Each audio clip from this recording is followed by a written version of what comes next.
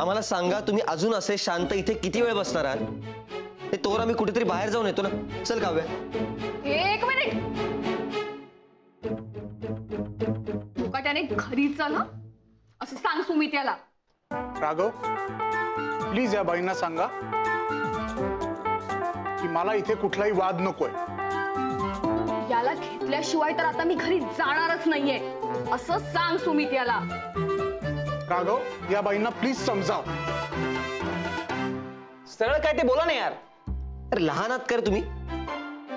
हा, नवरा बायको आहात तुम्ही आता. नुकतंच प्रेम जुळलेलं कपल नाही आहात. मी भांडतीये का? मग मी भांडतो का? कुठली चांगली गोष्ट सांगितली ना तरी भांडण्यासाठी कारण शोधून काढतो हा. मला न पटणाऱ्या गोष्टी मी का करू? बरं, नको करूस, नको करूस. Cut cut.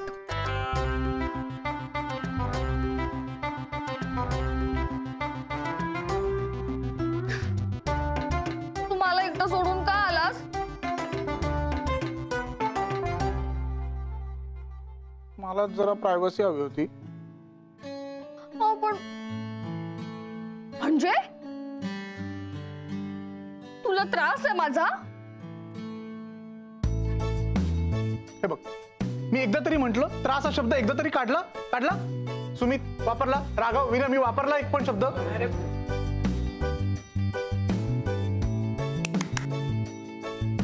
एकच घर, त्या एका घरात फक्त 2 माणसं राहतात.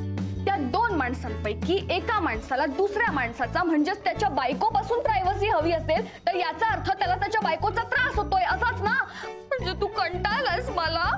तू कुठचा विषय कुठे नेतेस? तुझ्या या अशा वागण्याचा काय अर्थ काढायचा रे मी? बोल. शालमली 2 मिनिटं शांत राहा. अरे पण हा. शांत राहा.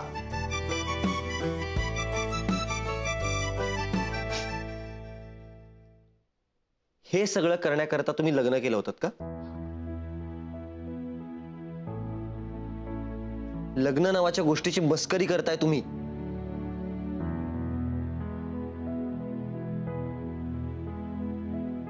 लग्नानंतर तुमच्यामध्ये जेव्हा जेव्हा भांडणं होतील तेव्हा तेव्हा ती तुम्ही एकमेकांशी बोलून सॉल्व्ह करायला हवीत, घराच्या 4 भिंतींच्या आत.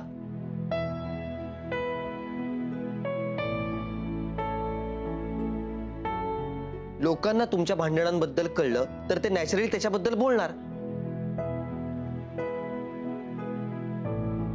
तुमच्या आयुष्यात शिरण्याचा लोकांना कुठलाही अधिकार नसताना केवळ तुम्ही तुमच्या वागण्याने नकळतपणे त्यांना तो अधिकार बहाल करताय. हे लक्षात येतंय का तुमच्या?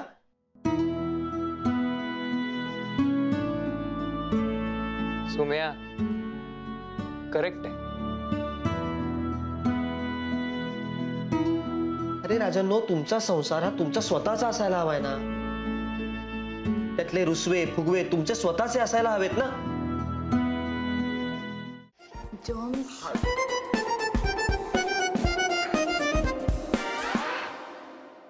Much better. या मच बेटर. बस करा. Wow Sumit, much better.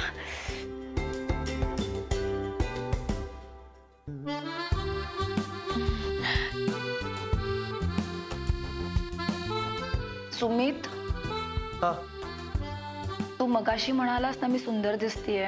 हा, मला डिस्ट्रॅक्ट करायला ना? हो. आय मीन नाही, म्हणजे दोन्ही. पण खरंच काव्या, बस खरंच खूप सुंदर दिसतेस. Yes, thank you madam. पाय कसं आहे? संपत सरांनी काम सांगितलं होतं ना? हो. येस.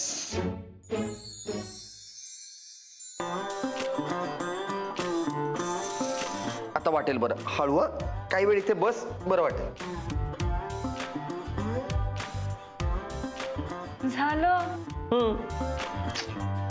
मला वाटलं तू फिल्मी स्टाईलनी असं बँडेज बांधशील. बँडेज बांधणे इतकं तुला काही झालंय का?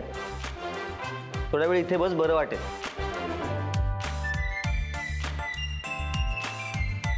यार, व्हॉट अ कोइन्सिडन्स. आज सकाळी राघवला सर्दी झालीये आणि त्याला ताप आलाय आणि आत्ता तुझा पाय मुरगळला. वा, छी, यात काय कोइन्सिडन्स. अगं ते म्हणतात ना की दोन मित्रांमध्ये ते काय बॉन्डिंग वगैरे असतं. ए शट अप. ओके ओके, तू कॉफी घेणार आहेस का? ओके. हो. हा, कॉफी प्यायला तू एका पायावर तयार असतेस. No sugar. ओके.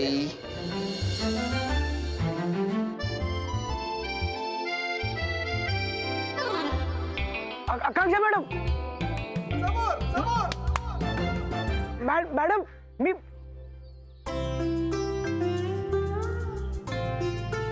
सॉरी, तिथे चार चौघात नाव ओरडलो. Sorry. No no, it's okay. इथे भेटायचं ठरलंय. दुसरी जागा सुचली नाही. मंदिर. It's okay. का भेटायचं होतं तुम्हाला? हो, ऍक्च्युली कसं सांगू कळत नाहीये. निसंकोचपणे सांगा एकदम. ओके. ऍक्च्युली मॅडम,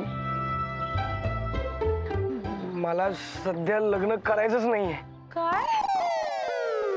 काय झालं? असं अलाउड नसतं का? नाही नाही म्हणजे एकदा नाव नोंदवलं की लग्न करावंच लागतं का? नाही, तसं नाहीये, पण तुम्हाला घाई होती ना. हो, पण म्हणून तुम्ही घाई करू नका ना. म्हणजे काय ना आकांक्षा मॅडम, माझं हृदय एवढंच आहे हो, आणि गेल्या महिन्याभरातलं ते 3-4 वेळा तुटलंय हो. म्हणजे प्रत्येक वेळी नवीन मुलीला भेटायला मी नव्या उत्साहाने तयार होतो, पण दरवेळी हार्टब्रेक. त्यामुळे दारू पण किती वाढली हो माझी. काय? तुम्ही दारू? हो ना. रोज? नाही, रोज नाही, ओकेजनली. मग चालेल मला. म्हणजे?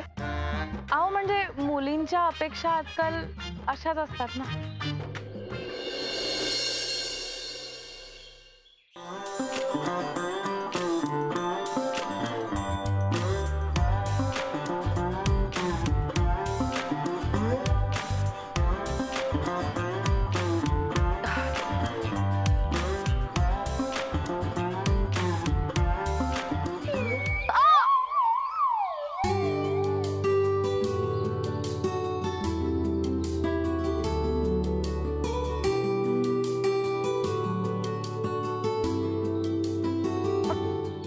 सांभाळून. ओकेस ना? आय एम फाईन, डोंट वरी. पाय मुरगळलाय, आय एम ओके.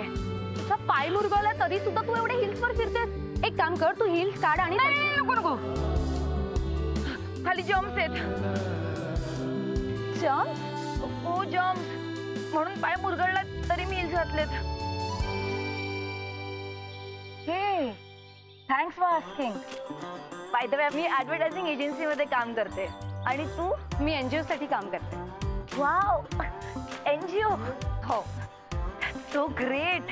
ए, तुला राग येणार नसेल तर एक प्रश्न विचारू का? नाही म्हणजे तू नेहमी एवढ्या हिल्स घालतेस?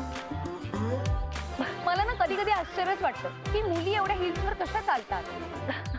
एक मिनिट माझं ऐका, मी काय म्हणतो ते ऐका फक्त. पण तू तिची काय बाजू घेतो सारखी सारखी? तसं नाही, मी पण पाहिलंय. अरे तिची बाजू म्हणजे माझी बाजू घेणार असेल तर प्रॉब्लेम काय? अरे थांबा यार, थांबा, मला बोलू तर द्या ना.